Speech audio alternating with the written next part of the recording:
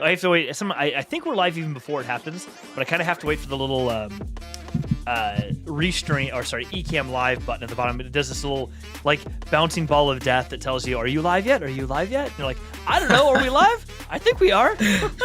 But no, we're officially live. Hey, everybody.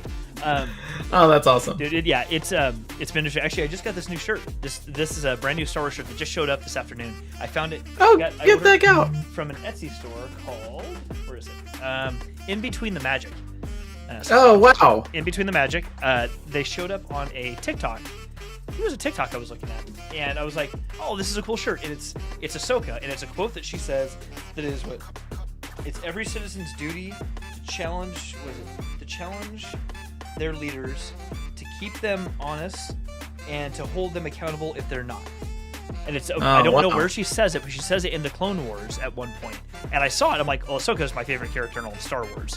So no matter how many new characters come out, even the High Republic that I love, she remains my favorite character. And I'm like, oh, I'm totally buying that. So it came in this afternoon. Oh, wow. I saw a note for it that said, oh, this is delivered. And I just forgot until like 10 minutes ago. I was like, wait, that's in the mailbox. Ran out there and get it. I recorded a quick video for TikTok about it. I'm like, I am throwing that on for the shirt tonight. Or show. The shirt for the show. I don't know.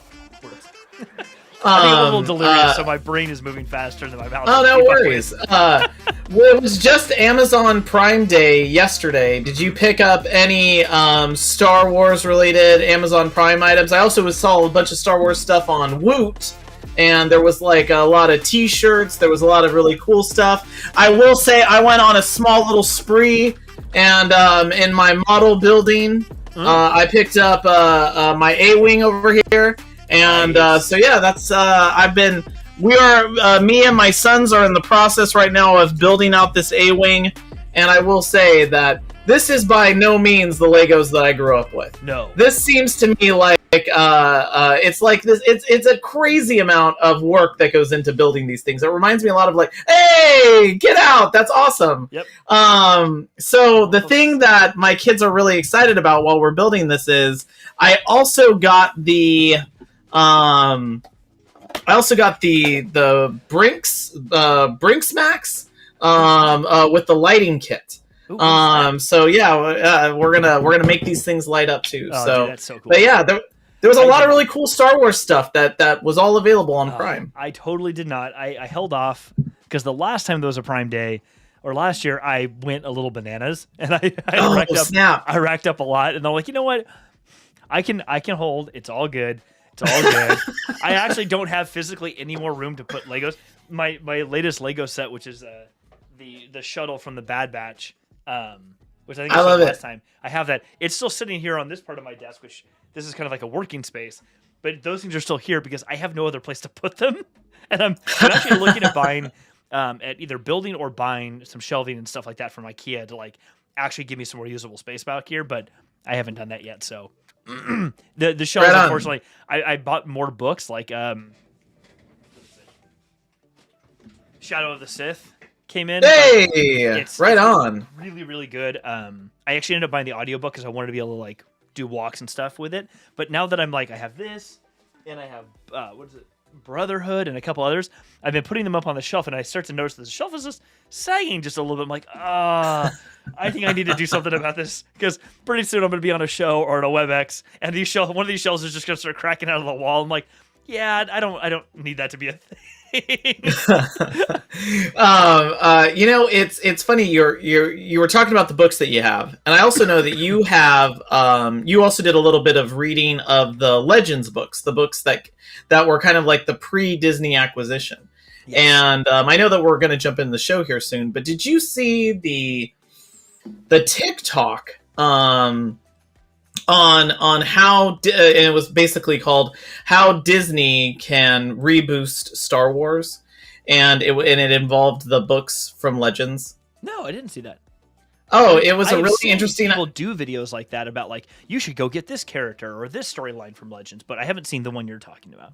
I was actually like blown away by this, and I thought it was really smart, which is and I have not seen anyone else pitch this idea, and I'm not going to take credit for it. And Jeff, I'll find the original video and I'll post the link inside of the chat here.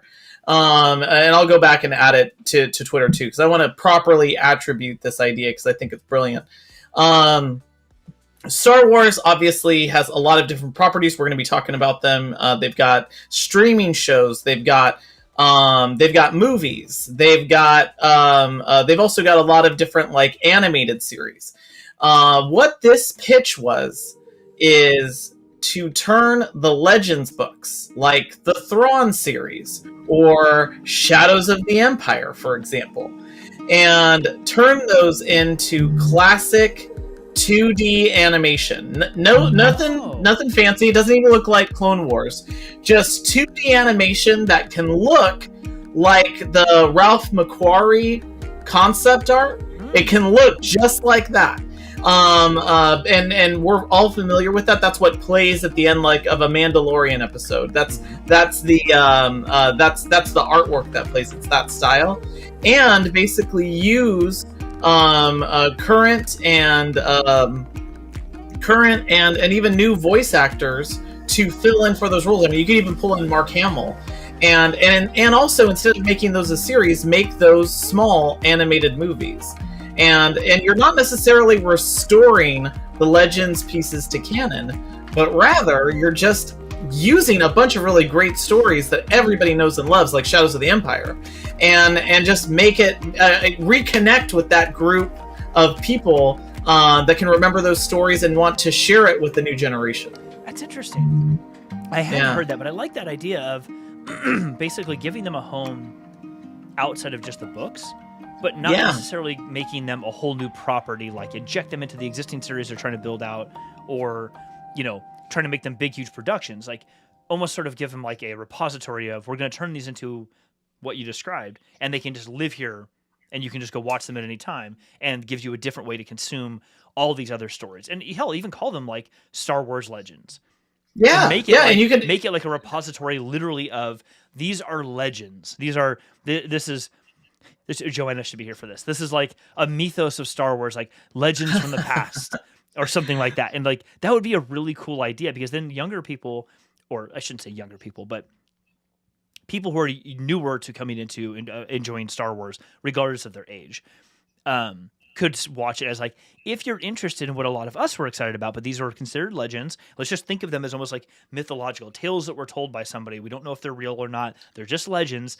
You can go watch them and be like, oh my gosh, that's a really interesting idea. And just, and I really think too, it kind of fits with the, I don't know, there's a little bit of comic book pulp that's associated with Star Wars. Mm-hmm. And in comic books, you have, you have an ultimate version of a set of characters. You have all of these different, and I know multiverses are very popular right now in the way that we talk about everything. But what I really mean is that the comic books, to allow for different characterizations, to allow for different storylines, they would often run like parallel versions of a given comic book character.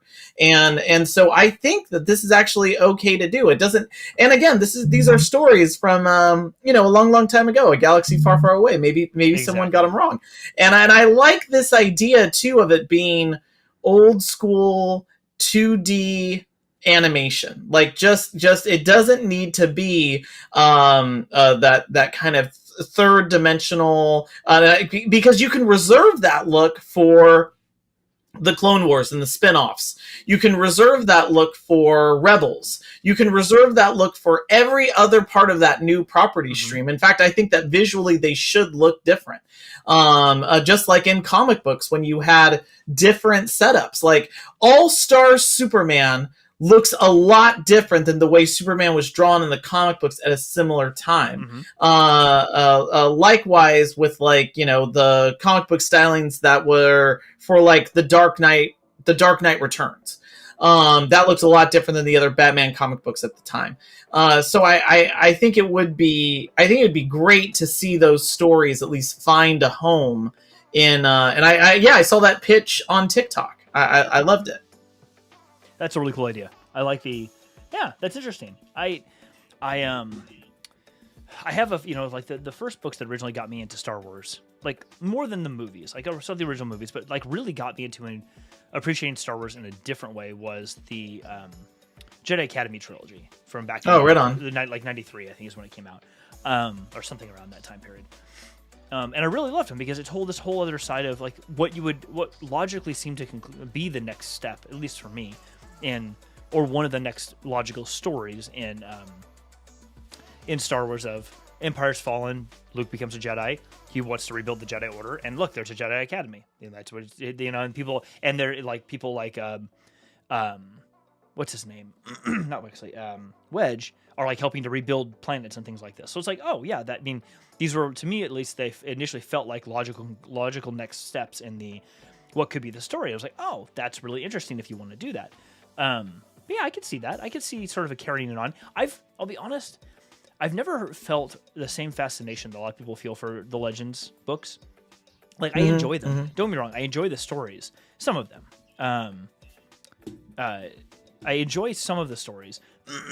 Others are a little too outlandish for me. They're just a little too, I don't know, feel like they're trying too hard. Like even the Yuzong Vong, I've never gone back and actually read those, because even the little bit that I have read, it just felt, it just felt forced to me. It just wasn't something that really worked for me. But others like Heir of the Empire, Introducing Thrawn, and things of that nature. Sorry for all the coughing tonight. My throat's a little off. I don't know. Yeah, that could be really interesting. That could be a really interesting way to kind of bring those things around, for sure. But yeah, no, I have to go look and find the TikTok. That's super cool. Yeah, I'll go grab that link. And I see there was a note from Rich, which, by the way, Rich, I have a fun Star Trek reference to get to as well. By the way, Star Trek Strange New Worlds, plug right here. Like, if you haven't watched that, it's one of the greatest 10 episodes of Star Trek that, again, it's my favorite Star Trek in the last 25 years. Okay, by the way, so I have to say, on it, I thought it was actually next to the, I thought the season finale was the next episode for me to watch. I realized last night that's not true. So I watched the second to the last episode last night, where we meet the Gorn. It was great to watch. It was scary as hell, but dude, it was Alien. It was basically just Alien. It was just, okay. I'm not saying that as a negative, but I watched this, and sorry for spoilers, everybody, but like, I'm watching, I'm like, I mean, cool, but it's also just Alien. So what that was for me was, because like every episode is, and I'll give it to the writers on this. It's like what is said, there's nothing new under the sun. Everything's been done. And what I like is every episode of Strange New Worlds runs along a theme. They have, for example, a Freaky Friday episode. Oh, yes. Which is like my favorite episode. It is one of my favorites. They have a submarine episode. Which is the Memento Mori episode, which is the DOS boot, in the deep, like all of there's every one of those. They have a viral outbreak episode. So every episode was a theme, and that was horror movies of the 80s, because Alien's in that, The Thing is in that. The Thing, the John Carpenter remake of Thing from Another World. And by the way, I saw that Rich said that my mic is slightly hot. I hope I've fixed it. You did? Yeah, I think you might have got overcorrected a little bit though, because it got a little too quiet. Oh no, but it's okay. No, okay. I think it's fine. Okay, Rich can tell us. He's the one listening from the other side, so his voice matters a lot more than mine does. Yeah, if it's a little too hot, like let me know, or if now I've overcorrected, call me out, Rich. So anyway, that episode was, there were a couple of things. There was the alien component, which, I mean, you're like spot on, dude. Like there was that moment where it was like, this is 100% Alien. And then two, there was the Thing, and then there was even the Predator, because the way that the Gorn see, it was like the Predator. I almost expected them to be able to do that, like, shimmer, where it's like you can't see through the other side. So I loved the description of them as genetic chameleons. Yes, where they even the whatever race he is, but the dude who's blind from human standards, but not actually blind. He can still see, and he has psychic abilities. Has a little antenna with the white hair. I forget what race he is, but the lead engineer, how he describes it, he can't even detect them. And I'm like, oh, that's creepy. Yeah, that all of those pieces were really They definitely made the episode very interesting, and even a lot of the psychological things they toyed with Spock, letting his emotions out or letting his anger out at various things, and watching him actually be able to control the fact that he can do that. Like they can actually tap into it, but it has a ramification afterwards. I Yeah. really appreciated that because it's not just I tap into like an inverse superpower to do something and then I can tuck it back away again. That's not how it works. Like it had an adverse effect on him. I actually really appreciate that about the episode because it it gives you a sense that this thing that they talk about the Vulcans all the time, and we've seen it in a movie or two here and there for a moment, and then it kind of they just kind of brush it aside and it goes away. They didn't do that here. They did it. I think they No, did. no, it I was think they great. really did that very well. Ethan Peck, like I know that Zachary Quinto did a really good job when he was Spock in the movies, but Ethan Peck as Spock is Great. There is some, yeah, it's great because Spock is supposed to be a little alien, and I mean he's obviously an alien, he's Vulcan, but half Vulcan, but he's so other, like not human. And yes, Rich, this is we're in the warp chat, which I feel like Jeff, that's probably the cue that that we probably need to switch over to the Kessel chat. Fine. Whatever, Rich. Whatever, man. Got checking us all the time. All right, let's switch over. We'll switch over. Here we go.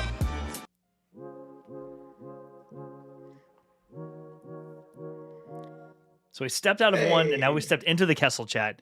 We'll put the Star Trek stuff aside for a little bit, but Rich, we are coming back to it because, and you know what? Actually, Rich, you made a comment a minute ago about the Orville. I haven't watched that show in years, but when I did originally, when the first season was out, I loved it. It was hilarious. I really liked it was really, it was just entertaining. Oh no, you can't go back on being kidding. No. You don't get to say you're kidding now. We switched over, man. We did this for you. This is all for you, buddy. Okay, so for everyone watching, thanks for being here. Really appreciate it. Whether you're watching us live right now, super awesome to have you. Jump in the chat, say hi. For anybody watching us on the replay, awesome to have you too.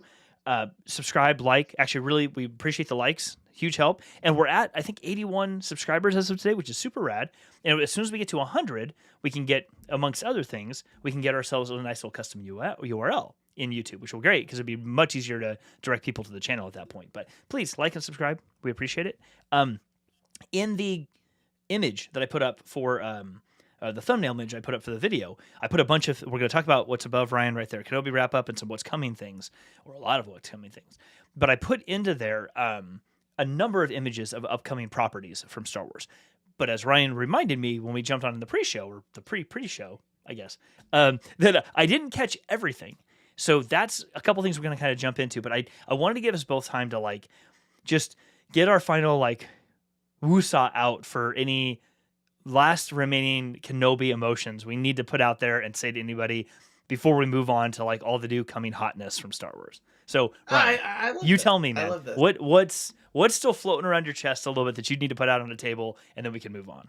So this was the topic at my dinner table tonight with my kids, and my oldest daughter. The first thing, because I said, I'm going to be going on the podcast tonight, and I'm going to be talking about kind of our final thoughts on Kenobi.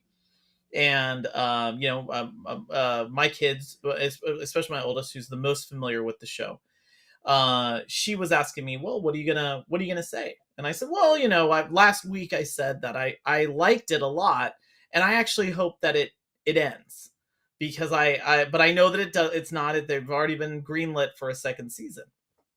And I said, I liked it as a complete story. And my kids were like, yeah, no, it was a really good story. And then my daughter actually said, because she's been catching up on everything. I have a 14-year-old, soon to be a 15-year-old daughter, and she's like up to speed on all the stuff, and whether it's the latest season of Stranger Things or the newest thing that everybody's watching. And she said, the only thing I didn't like about the Obi-Wan show, and I was like, oh, what was it? Was it like, an episode?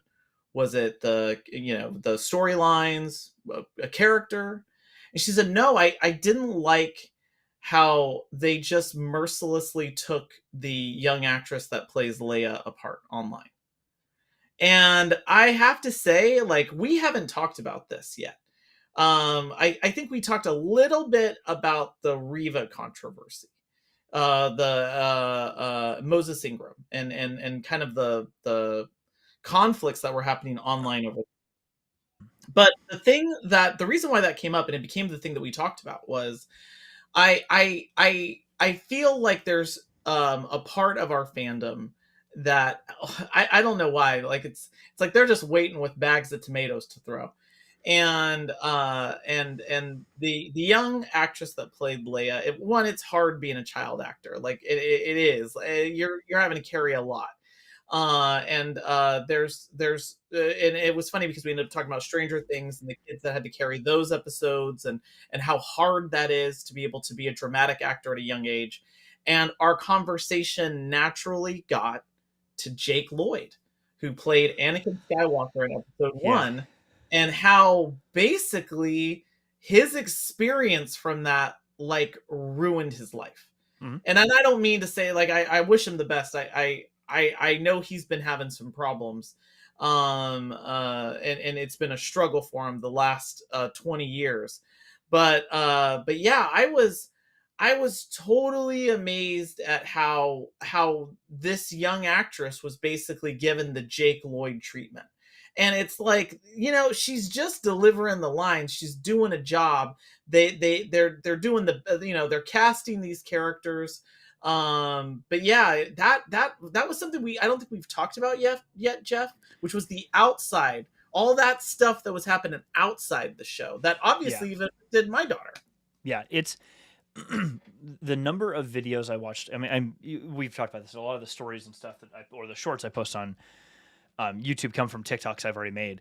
And the number of creators that I follow on TikTok or that I'm mutual friends with on TikTok that posted videos that were basically coming out like, what are you people talking about with Leia? Like, it was mind-blowing to me that anybody in general would have the opinions they had about that actress, her portrayal of the role, the lines that were written for her, all of that. What blew my mind more than anything else were especially grown men. This is actually kind of, I'll use the word disgusting. This is kind of disgusting. The grown men were making comments they were making about her, and I don't want to say any of them because they just made me feel icky. I'm like, you're talking about a 10-year-old girl. Like, yeah, I would realize you're saying those words out loud, right? I would just say, like, if you were an adult and you were at a park with kids, I don't think you would think it was a good idea to like call a kid out on the mat. You know what I mean? Like, right. like, yes. Like, I don't know adults, and maybe I'm just not that kind of a grown up. I can say that you are not that kind of grown up, Ryan. I can confidently say that you are not. Yeah, I'm never like, I want to like pick. I can't wait to like take a like pick a fight with a kid. All I thought was and again, like, I'm a father of 5, so I also come from a different life experience, but yeah, like I just could not believe that. Yeah, it was harsh to watch. It really was. But I will say, at least the little slice of fandom that I am kind of attached to heavily in TikTok that is all Star Wars related. Basically, everyone there rallied. Everyone who was at Star Wars Celebration, everyone rallied, was like, whoa. Many people that I do follow sometimes get into the like, hey, I disagree or I do agree with some things that kind of seem toxic a little bit, or like, maybe I can understand. This was one instance, including with Riva or with Moses Ingram, that all of them were like, nope, no, we're not doing that. Like, we'll play some gray areas sometimes, depending on like, is it criticism? Is it not criticism? Are you really being toxic? Or are you not? But with those two characters and those two actresses specifically, most of the fandom that I saw and that I followed, with the exception of the people that were specifically calling out here or that particular persona, most people were like, no, hold on. That's not a place that we're going to allow any wiggle room. And I really appreciated that. It reminded me of the fandom that we both talk about here, the people that we want to be a part of and the fans that want to support inclusivity and being a part of these stories and enjoying them. Because she did an amazing job. She did a great job. She portrayed exactly who I would have thought Leia would be at that age, doing the things not just that a kid would do, but that Leia in her personality would be doing. Yeah, but I also like I know this is gonna sound, I don't know, like it's a kid. Like one, like let's just separate the two things. One, the character's a kid, so the character's not gonna be Carrie Fisher, right? And just throwing that out there, like if your impression is like, well, why isn't she talking about like the Imperial Senate? It's like, well, she's a kid, you know. So like, catch yourself up on the character. Read the room. Right. But the other thing is yeah, she's just a kid. Like I just thought all I thought, and so we ended up having this large discussion in my own house about Jake Lloyd.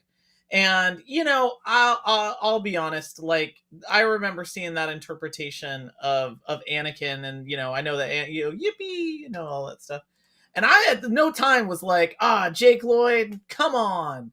I was like, George Lucas, come on, like you got kids, you know how they talk, and it's and I think I think there's like, if you don't like something, that's fine, but the immediate dislike that was being sent to actors, both the young actress that plays Leia, the Moses Ingram.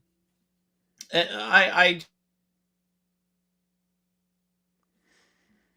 Uh-oh. Do we lose Ryan? just fandom, and I hate to say this because I love what we're able to do on like a show like this. Yes. I love all the technology that we have. I love the social media. I love the fact that I found that TikTok where I saw that pitch of, hey, like maybe we could take Legends and make that a 2D animation show and use voice actors and just have those series run as an alternate. Mm-hmm. And I like how well connected how we are.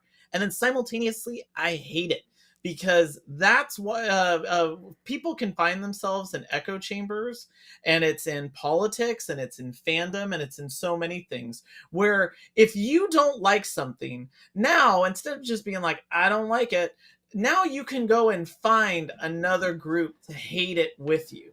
And then you can find other groups to hate other things. And then it just becomes this like people walking around with like bags of hate that they can just like throw out when they're ready. And it's the same thing with Strange New Worlds, Jeff. Like, I'm a big fan of that show. Me too. And there's a dedicated, and by the way, again, best Star Trek, come at me. Best Star Trek that we've had in 20 years. And the amount of people that'll be like, I can't stand how the Enterprise doesn't look like Kirk's Enterprise from 1966. And it's like, well, it's 2022. So, get on board. It's like, and it's not Kirk's Enterprise, it's Pike's. So there's also that. Yeah. Yeah. And I love Rich's line here, give love a chance. It does remind me of one of my favorite lines from one of the worst movies ever made, Birdemic, which is, I wish we could give peace a chance. So I wish we could just like give love a chance. Like, and you know what? If you don't like it, you don't need to watch it. Like that's right. That's my big thing. Like, Star Trek Picard came out, and I'm a huge fan of Patrick Stewart and The Next Generation. Like, that was my jam in the 90s. Like, I watched everything Star Trek, and I was there when First Contact came out. I saw, this is embarrassing, I saw Generations like 5 times in the theater. And that's not that good of a movie. But I didn't really like season 2 of Picard, and I stopped watching it. And I certainly didn't go online and like make a whole, like, I can't believe, oh, Alex Kurtzman, you're ruining my life. No, I just stopped watching. Don't watch it. Yeah. It's fine. Yeah. It is okay to turn the TV off sometimes and be like, this one, it's just not for me. It's just not for me. Exactly. It's very, I to tie that one off, at least from my side of it, I never understood the hate, the shade the actress, and the character of Leia was getting in Obi-Wan, because I felt the same way you did. It's like, if you're not liking this, then just don't watch the show. It's okay. Then the show is probably clearly not made for you, and that's fine. There will be plenty of other shows that come out, and they're like, but no, it's Kenobi, so I have to watch it, and then I have to complain about it. It's like, no, these can be mutually exclusive. You can watch one thing and like it or dislike it. You don't need to go create an entire TikTok account or Twitter feed just to bash one aspect of something because you don't like it. Because I don't know if you realize this, but Dave Filoni is not following you and listening to your direction. I don't think he actually cares what your opinion about this show is enough to go change anything. So cool on you for standing in front of a mirror with the 15 other people where they are who don't like the same thing, yelling at that mirror and getting the same thing back. Nobody else is there with you. Or it's such a small group that is like, I don't want to be a complete smartass about this, but I also do want to be a complete smartass. It's like, no one is changing this because you don't like it. Yeah, if you don't like it, that's okay. Just don't watch it. I actually think one of the worst things that Disney's done since their ownership of this property was the reaction of what they put into Rise of Skywalker. Because that was them feeding off of some of the negative feedback that fans were giving The Last Jedi. Right. And by the way, like, Empire Strikes Back was one of the worst reviewed movies of that year. Empire Strikes Back was one of the worst reviewed movies when it came out. It like, go back to the New York Times review of Empire Strikes Back. It's brutal. They are taking that movie apart. And now Empire Strikes Back is like, what, 15 on the AFI list. Mm-hmm. It often thought of as possibly better than the original. In my opinion, definitely better than the original. You've got a director who, Irvin Kershner, who's bringing in amazing background, but because you didn't have this connection to this fandom, this immediate response, and you were able to get Return of the Jedi. And they weren't like, oh, we got to undo some things. We got to undo Vader being Luke's father.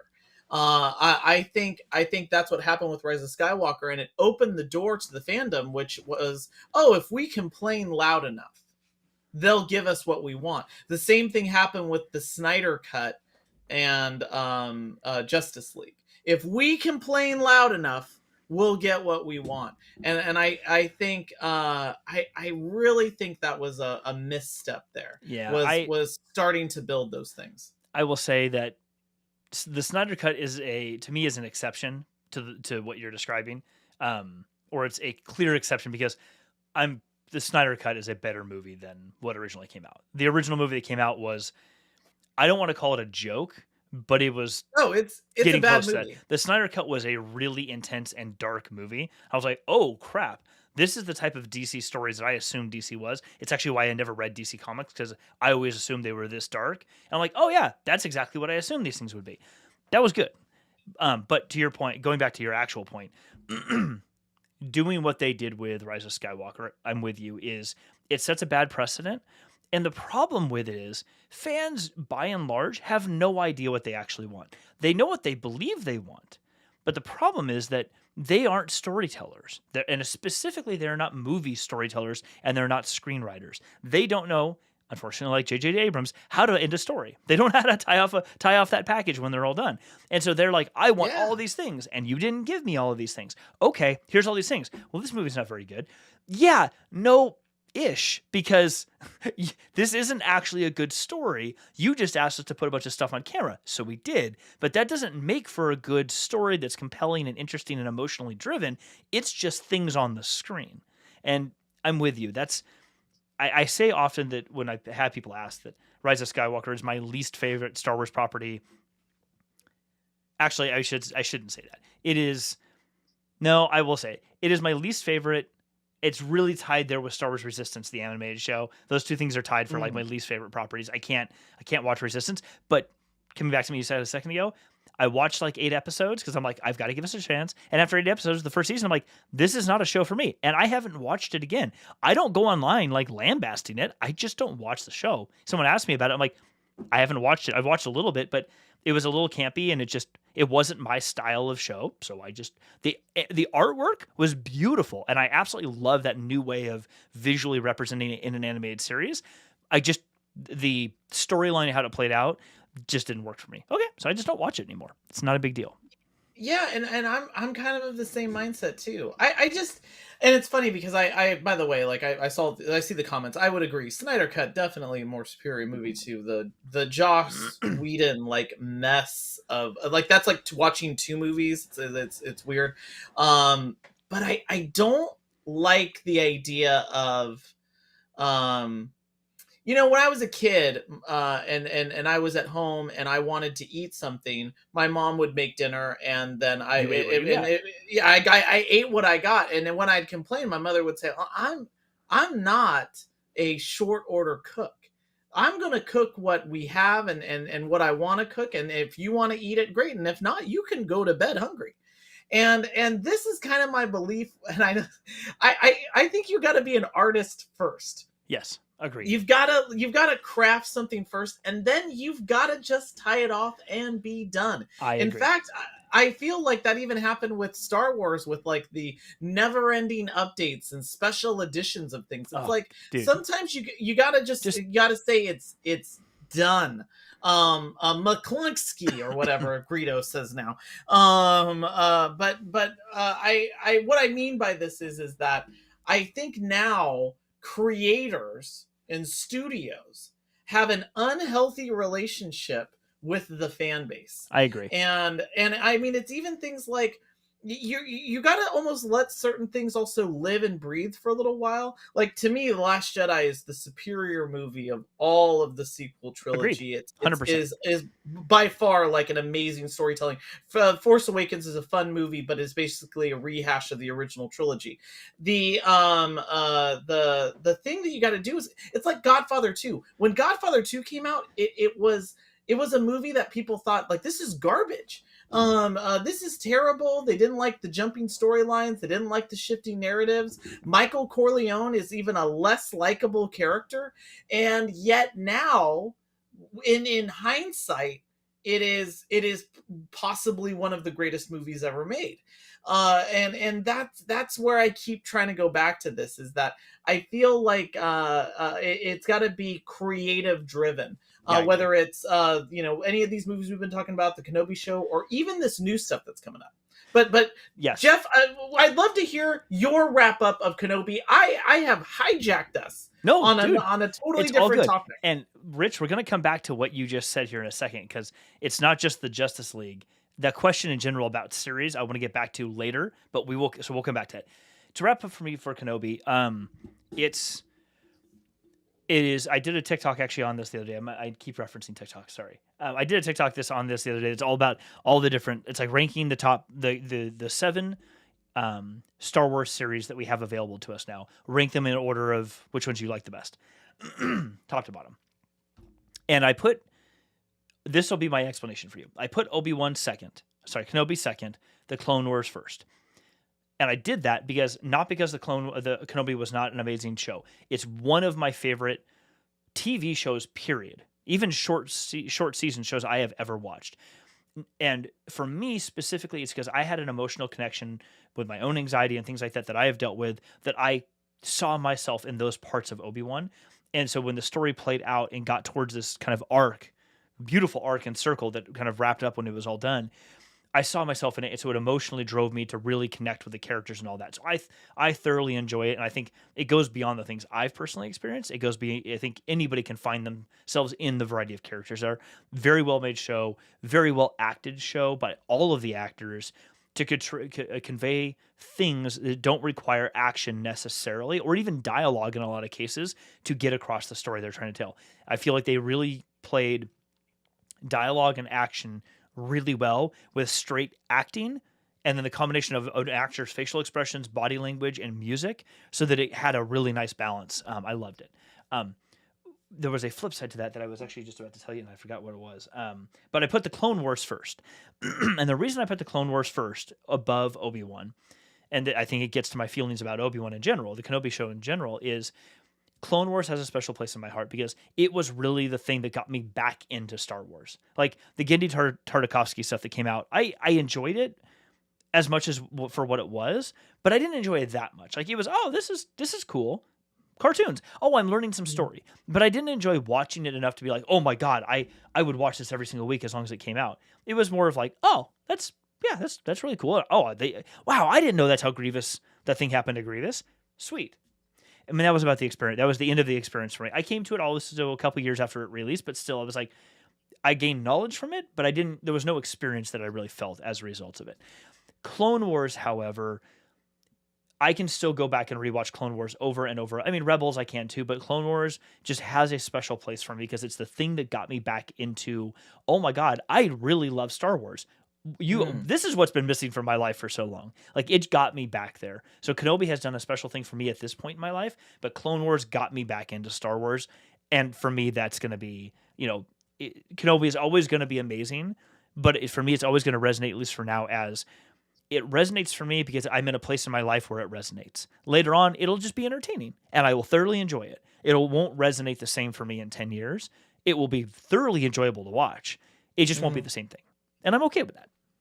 No, I get you there on that too. Like, I'm a sucker for the original trilogy. In fact, again, like my dinner table conversation, my kids were asking, we were all talking about like our favorite Star Wars, what we like the most, and my oldest daughter grew up at a time when there was only the prequels, and so those were the movies that she really liked.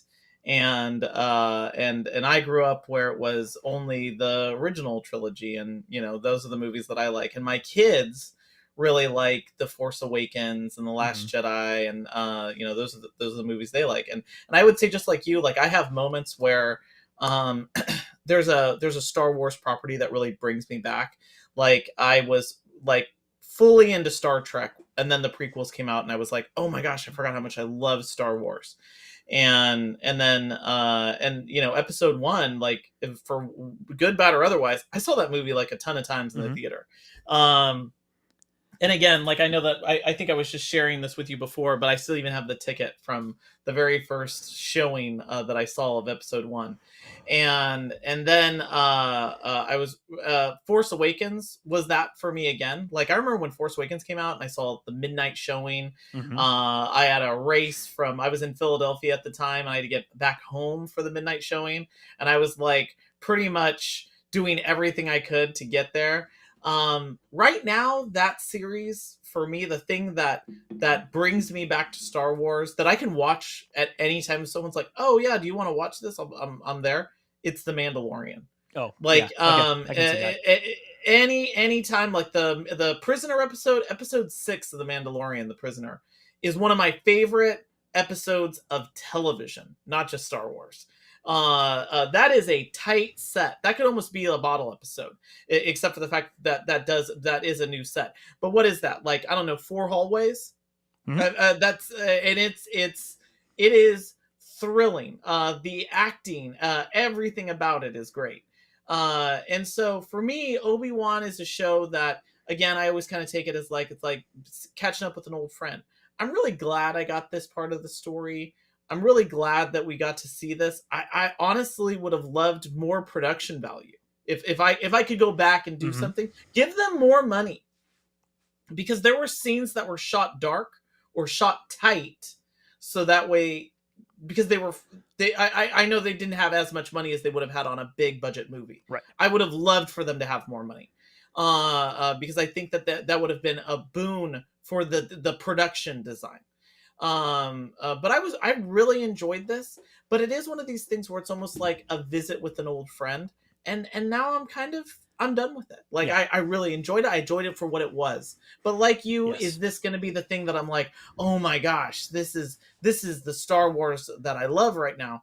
No, it's a thing that I really liked, but I'm glad that I'm glad that I watched it, and honestly, I'm also glad that it's done. I wish they would just cut it off. at this point. Yeah, I agree. I really hope that even though they've been greenlit for a second season, I really hope they reconsider how they're going to do a second season if they do it at all. I'm sure they will make one, but I'm with you. This is one of those stories like we walk out of the theater together, like, dude, let's go get a beer. That was really cool, and like I don't need to walk back in the theater to watch it again. Like, yeah, you know what? I'm good. It did something to me, and I appreciate that. You know what? My day feels like I can go about my day in a little bit different way than it was before, but I don't need to keep reliving it over and over again. It's going to be a tough series to rewatch because it's not just easy casual watching by any means. Whereas a lot of the other properties are, even though they have great stories, they're a little bit easier to watch. But it's not. It's a little bit tougher. Okay, so let's switch gears for our last like 15, 20 minutes on new stuff because there is just oodles and boodles of new content coming out in the next year. You know, more than I even put on the banner. Like these are all the series, or not even all. These are just the good chunk of the series that we put out there. So the ones that I put up on the image, let's talk about them coming out here soon. What's coming out soon, I believe, if I remember the dates, I don't remember the dates, but if I remember what's coming out kind of roughly, is we've got The Bad Batch Season 2. Yep. I don't remember when Mandalorian Season 3 is coming out, but I think that's next year. I think it's 2023. I believe Ahsoka. I believe Ahsoka is in 2023. Andor is coming out soon. That's right. Andor is coming out very soon. The big magazine, the Vanity Fair shoot that they had, it was Obi-Wan, Pedro Pascal, Rosario Dawson, and then Diego Luna. Yes. And that was because those the show that was coming out, and then the other 3 shows in production. Yep. So I know Ahsoka's in production. They were talking about it at Star Wars Celebration. Actually, I saw a clip today with Filoni being interviewed on stage talking about Ahsoka, and he said it's a little wild for him because a lot of the people in the crew are in their 20s, and so they grew up with Ahsoka from the Clone Wars. Like their experience with Ahsoka and with Star Wars is the Clone Wars. It's not the movies. Like that was their start, and then Rebels, and so they come on the set and.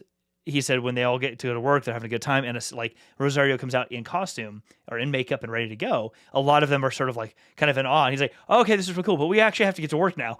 He said, I mean, he was being very sweet and very joking about it, but he's like, it's just so wild to see the impact on these younger people who this is what they got introduced into the story for. And they see her and they're like, oh my God, I am standing next to Ahsoka Tano. Oh, I know I have a job to do, but I'm like getting goosebumps. I don't know what to do right now. Like he's like, okay, cool, but you work here. You're doing a microphone and a camera. Like, let's get back to work. I don't know. It's I'm sure it's like that Adam Scott video where he's on like I think the Jimmy Kimmel show, and he's talking about how he invited Mark Hamill to his birthday when he was 8 years old, and then Mark Hamill shows up, and Adam Scott is shaking in that chair. Yeah, like he's that excited, and you know he's a professional actor. Mark Hamill's a professional actor, and you know, but even then, it's when you see a hero. Like I think I would 100% freak out. Oh, I would lose my mind. I like there would be like. I'm like, Mark, you're going to sit on my lap. And why am I saying things? Words. Huh? What? I'm like, I would lose it. I would absolutely. Oh, no. I have an in with someone that happens to know actors that were in the Neverending Story, which is a movie that was very important to me when I was a little kid. Mm-hmm. And loved that movie, even though it is terrifying. I don't know what it was about the 80s. It's like all these terrifying stories. Oh, my God. And, I mean, the Never-Ending Story. The Swamp of Sorrows, or whatever it was called? Yes, the Swamps of Sadness. The Swamps of Sadness. Oh, God. And Artax, the horse dies because he's depressed. Dude, that was rough. Yes. He's like, the horse gives up. And anyway, and I Atreyu and Artax and Bastion. Anyway, yes. If I was ever in the position where I happened to meet, and I even said it, I was like, oh, if I happened to meet these people that you're talking about, I would lose my mind. Yes. And it's just because, yeah, those movies meant so much to me. You know, Mark Hamill, Luke Skywalker means so much to me. Yeah, it was like it was honestly like when I was in Galaxies. We were talking about our favorite Star Wars characters. My favorite, of course, has been R2D2, and when R2 just like rolled up to me at Galaxy's Edge. Oh, dude. I was like, I almost lost it. I was like, Yep. I even said like, I was trying to tell my wife, I was like, I need to take this little guy.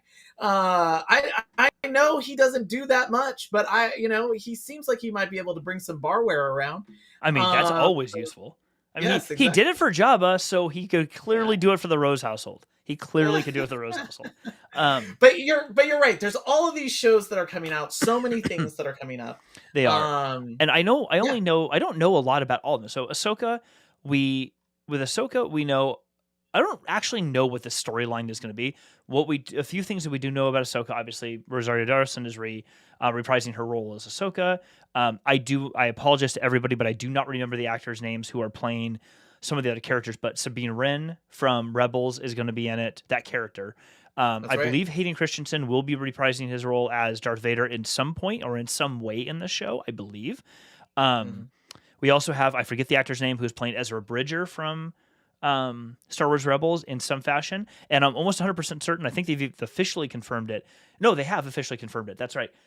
Thrawn is in the show. Yeah, in live action. And what's awesome for anyone who didn't know this is, if anyone knows who Mads Mikkelsen is, his brother, and I forget his name, who did the voice of Thrawn in Star Wars Rebels, is going to be playing Thrawn as the live action. And if anyone's not sure exactly who he is, if you've seen the Witcher TV series, in like one of the first couple of episodes of The Witcher, actually it's the first episode of The Witcher, when he goes to this town and he meets a wizard named Stregobor in a temple, that actor is who is playing Thrawn in the Ahsoka TV show. Which is amazing because his voice is fantastic. And I actually think, I'm not positive, but I think they may have actually brought him in to do some of the voice work for the Thrawn, the books that are on my shelf here, the Thrawn books themselves, the Timothy Zahn books that have come out in the last 6 years or so, the two different trilogies. I think he may have actually done voice work for the character of Thrawn, but I have to double check that one. In any of the case, we've got Ahsoka, Andor. Even from the trailers I've seen of Andor, I am scared, I think is the best way that I can say it. Bad Batch Season 2, which I saw the first teaser for it the other day, or a snippet of a teaser for it. Well, I've seen the teaser trailer and a snippet of footage from one episode they played the other day. Amazing. It looks just, yeah. I am so excited about the Bad Batch. I am thoroughly loving that show. I know it does also have a lot of like non-fans out there, people who are like, I don't understand it. Why are they doing this? I love it. I love what they've done to sort of humanize these clones in a more real way than they did with Rex and Wolf and others like that too. But we've also got other shows. So we've got Skeleton Crew that's somewhat in the works right now or being written. Yep. I don't know anything about it. So if you know something, tell me. We've got The Acolyte. The Acolyte, I cannot wait to learn more about that, because The Acolyte is actually a tail end show that closes out the High Republic era. So it's actually designed to be part of the High Republic era. It still takes place like, I want to say like 100 years, I think, before the Skywalker saga even begins with Anakin as a kid. It's actually a tail end thing from the High Republic. So I don't know. That's going to be interesting. Yeah, I've heard rumors of Palpatine being kind of connected to that. And so I'm eager to kind of see what they're going to do with that. That story to me is really interesting, because there's typically when you have like your good guys and your bad guys, your good guys are really, you'll flesh them out, like and your good guys are often just as great as the storylines that you can have for your bad guys. I mean, again, Infinity War is a really, really good movie because the main character is Thanos. Which I know is typically one of those like, oh no, wait, isn't it like, no, it's Thanos. Thanos is the protagonist of Infinity War. That's what makes that movie so interesting, because you get to understand what he's going for. He's a character with a goal. You watch him achieve that goal, and so you want to give your bad guys some solid backstory, some understanding of their motivation, understanding of their culture. And I think in the movies, you're missing a lot of that. I think in a lot of the series too, you're missing a lot of that. You get it, but it's almost too still like a finger pyramid of evil. You know what I mean? Like they're just so evil. And it's like, yeah, like why?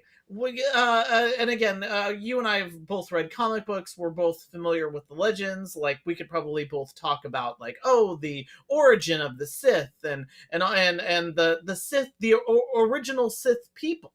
But I've heard that the Acolyte has connections to Palpatine. After Rise of Skywalker, I was like, man, I hope that guy stays dead forever. Right. But I'm interested in that cultural aspect of the bad guys, because I think that then we know so much about the Jedi. We know so much that now they're like, okay, well, we've told that part of the Jedi story. We got to go back even further now to tell other parts of it. We don't really have a lot on the subterfuge of being a bad guy. Yeah. I'm curious. I'm very curious because I know that I actually just pulled up the article on the Acolyte because I wanted to double check, and it definitely confirms that it takes place in the waning days of the High Republic era. To your point, though, I don't know timeline wise. I don't know what the distinction is between those two things. Like, is in their mind is the Republic era, the Skywalker saga, like is that literally where that begins is where the High Republic ends? I honestly don't know how they're like working that timeline. So maybe it takes place 80 years before, maybe it's 5 years before. I haven't found any information. I don't think they've published anything that tells us that exactly. And I'd be curious to see because and maybe this is their way of maybe this is, if they do take it down the Palpatine route, maybe this is their way of sort of replacing as I was just telling Rich in the chat, replacing what the Plagueis book did in Legends, the James Cerno book, with here's our revisited version or rethought version of how Palpatine gets into the dark side. The Plagueis model was really beautiful. I loved it, and I really do hope they keep Plagueis in there someplace because he is mentioned in Revenge of the Sith. The character is mentioned, so the character, no matter regardless of anything else, does exist in canon as a name and as a Dark Lord. Darth Plagueis the Wise.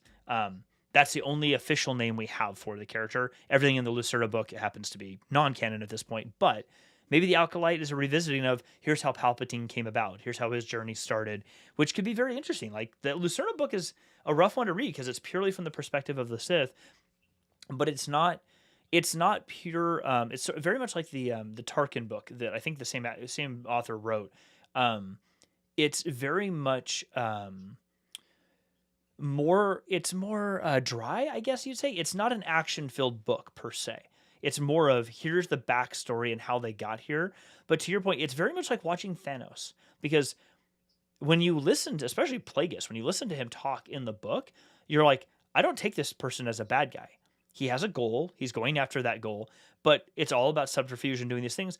But his end result is not in that book, destroy the Jedi. His end result is that the Sith come to power once again and can rule the galaxy and all these sorts of things. But the way he talks about it is not like, I'm the big baddie and I do all these evil things. That's all Palpatine. Like Palpatine is the one who's like creepy and icky and 1980s horror movie sort of character. But Plagueis doesn't seem to be portrayed that way. So it'd be interesting to see if they do that, how they build that up for the character. That'd be really interesting. I also forgot, don't we have Tales of the Jedi coming out? Yeah, Tales of the Jedi is also Tales of the Jedi is coming out. So and I'm pretty sure in that we learn a lot of backstory on loved characters like Ahsoka and Ahsoka's parentage and all that type of stuff too. Like I don't know much about it. I haven't spent as much time as I'd like to reading about it, but that's coming out here relatively soon, I think.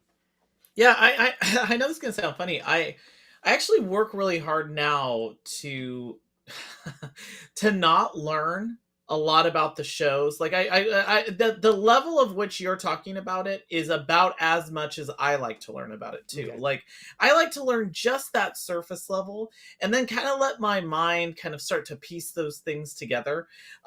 Because I find that it's so easy now to spoil episodes for yourself. The most recent that happened to me was the finale of Strange New Worlds. I was on Twitter, and a person that I follow shared an image that it didn't spoil the whole episode. It just kind of it was a shadow of something that was going to happen. And I was like totally bummed out. I was like, oh man, that would have been really nice to just experience. Yeah. And I remember I was at the Last Jedi, and I think if I could have, I would have walked into the Last Jedi with earplugs, because I was hearing people talk about it, and I was like, I don't want to hear anybody talk. I just want to get and watch this. So even with some of these that I have high hopes for, and I will say that my highest hopes are the Andor show. I cannot wait to see the Andor show. I really like the Mandalorian story, so I really I have seen enough screenshots. I've seen enough of that trailer to be like, yeah, I'm out. Like I'm out from learning more about this. I want to enjoy this now, first run, so to speak. But with Tales of the Jedi, I think that's going to be a possibly really great show. I saw some of the images and some of the concept art on Ahsoka's parentage and everything, and even then, that was about the limit. I was like, man, I just can't wait for these shows. Yeah, I agree. So I totally agree. Yeah. And I'm sorry, I do have to do it, but I have read an article from the Wrap.com that it's all about some of these series. Tales of the Jedi is not. No, please. But one of them was, and I think for like the Acolyte and for Skeleton Crew, that we know very little about, coming out next calendar year. Skeleton Crew, as an example, I didn't know anything about it. All it says is cast Jude Law. That's the only person who's confirmed right now. Yeah, that's right. It says it is set in the New Republic era and will follow a group of kids lost in the galaxy trying to find their way home. And it says the show is being described as a Star Wars version of some of Amblin's coming of age films from the 80s, like E.T. and The Goonies. Oh, I was about to tell you. So the way that I heard it, and it's funny that it's ET, because I didn't hear ET. The way that I heard it pitched was, it's like Goonies in space, and I thought, I'm on board. Like, I'm there. Too. And my precious memories from my child. If for years we were not the generation that was being catered to. No, bring it on. I'm here for this. The next one was the Acolyte that I wanted to read, because there's basically no information about it. The only person who has been cast is someone named Amandla Stenberg. I have no idea who that is. The director is Leslie Headland, she's a co-creator of Netflix's Russian Doll TV show. And all it says is, even a cast has not been officially announced outside of this one person. And the show is set about 100 years before the era of the Skywalkers. Yep.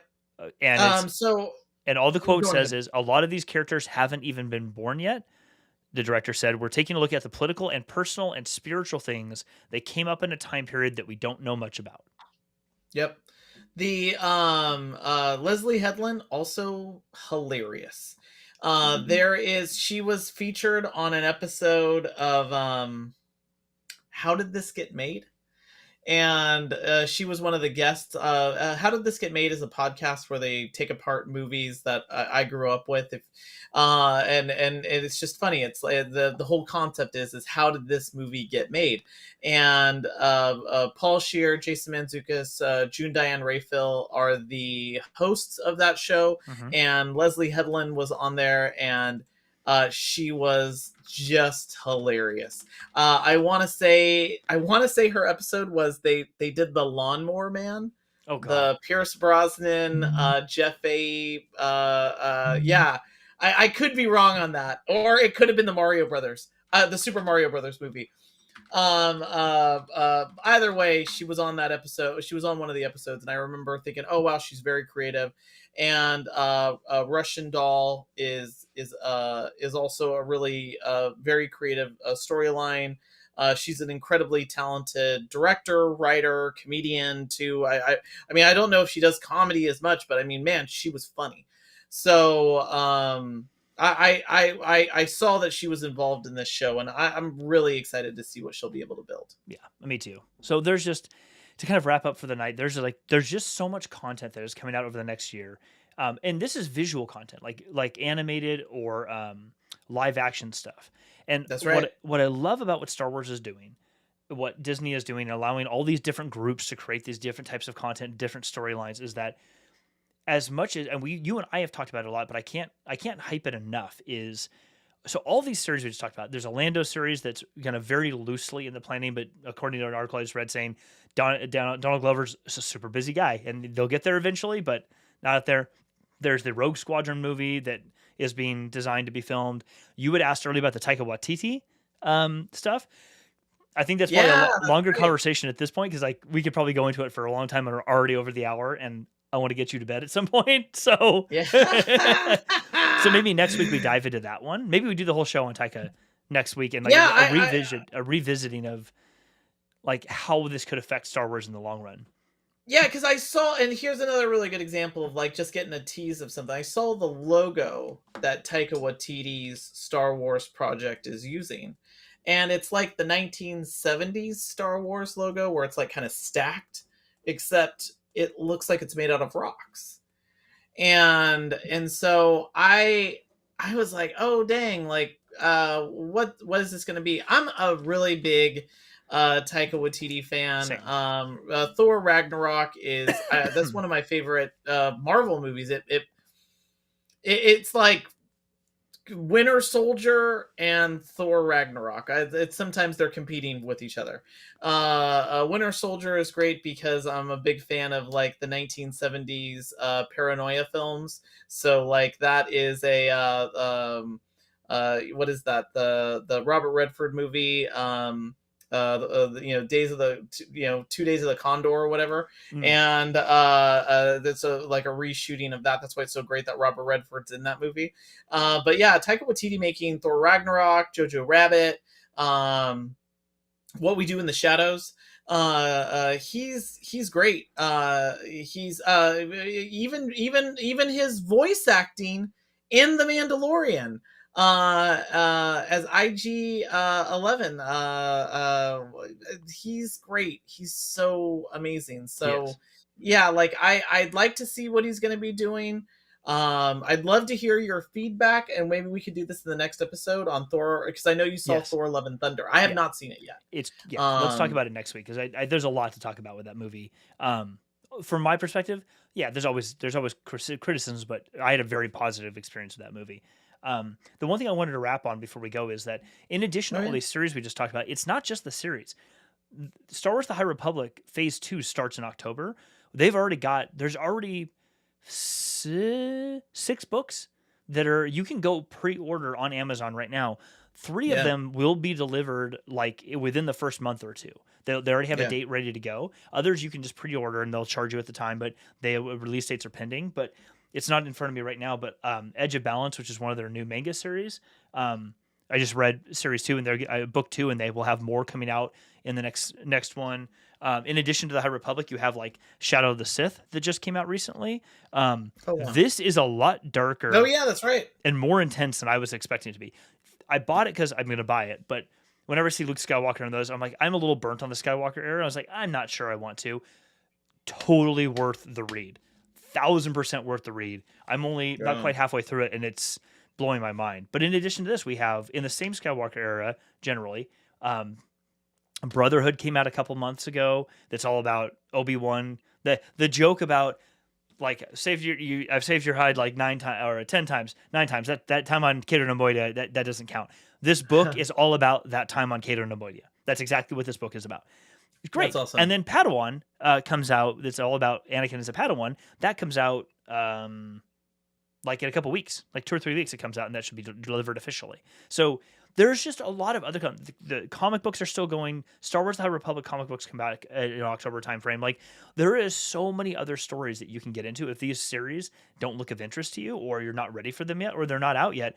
The comic books and these publicized books are just they're coming out consistently, and there's all kinds of new stuff that we have never seen or heard before. It's great. There's always something around that you can go grab onto and get your brain around. And you don't need to pick up all the other properties if you don't want to. You could just read one book or pick one thing, and you're going to be completely content with that. Yeah, I think there's a lot of really cool Star Wars stuff out there that's out there right now, that you can get into, and like I said, like and I talked about this in the previous episode because I've been buying a couple boxes of even these like Star Wars Legos. When I was a kid growing up, I really loved building models, and I think I had like an SR-71 Blackbird, and I had like space shuttle, and all these things that I loved doing. And we've been looking for things to do with my kids over the summer. And we have a lot of board games, we have a lot of puzzles, we have a lot of things that we do, and to be able to find all of these Star Wars properties that are also now in Lego, that's also like a lot of fun for us to build together. Mm-hmm. And they are like complicated sets, like the set that you were showing too. And I think you have like the fire spray behind you over your right shoulder. The fire spray right here. I have Kylo Ren's tie, whatever it is, up here. I have an X-wing up there next to it as well. Yeah, so I just got done building that fire spray. Oh, too. Nice. Yeah. And so yeah, it's like it's such a cool thing to be able to do, especially with my family, with my kids. Yeah. We've had a lot of fun doing that. So there's like a bunch of stuff to be able to do, especially this summer. The one thing, and it's like it's a Star Wars summer. Like you're able to take in Kenobi. We have all these really cool shows coming up, and I'm also really keen to see what we're able to get from a Taika Waititi Star Wars. And also, there's a lot of talk about what Feige from the Marvel Universe, now that he's got his hands in a Star Wars set of movies.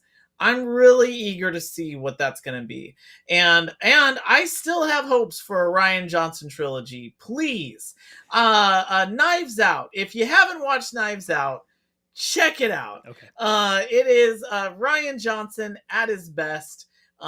This guy knows how to make character-driven stories, and that's what I love in all of my Star Wars properties. Is if you start with the characters and the story, I could care less about the special effects and the setting and everything else. So start there, and all the other pieces will fall in line. I love that. So before we wrap, just real quick, I went and pulled up. I finally found the logo for Taika's Star Wars. All I think of is Monty Python, or actually Monty Python, or Mel Brooks' History of the World Part 1. Like that's what it makes me think of, and I'm like, oh my gosh, what is this? What is this gonna be? This is, oh my gosh. Okay, let's come back to that next week because I think we have a whole lot that we could talk about around that. Oh no, totally. Like because it looks like even Ben-Hur. Like it's like all. Oh my gosh, yes. Yes, like it's the rocks. It's Star Wars, but it's in the stacked as rocks. Yeah, and so now I'm just like, what is this gonna be? Like, I can't wait. So yeah, we can talk about it more next week. Absolutely. Well, Rich, everybody else who's been watching with us live, thank you so much for being here. If you're catching on the replay, we appreciate you watching the video. Subscribe, like, it really does help. And yeah, we'll be back next week with some more. On that note, I think we're gonna bounce. Right on. Hey, thanks very much, everybody. Have a good night, everyone. See you later. Bye all.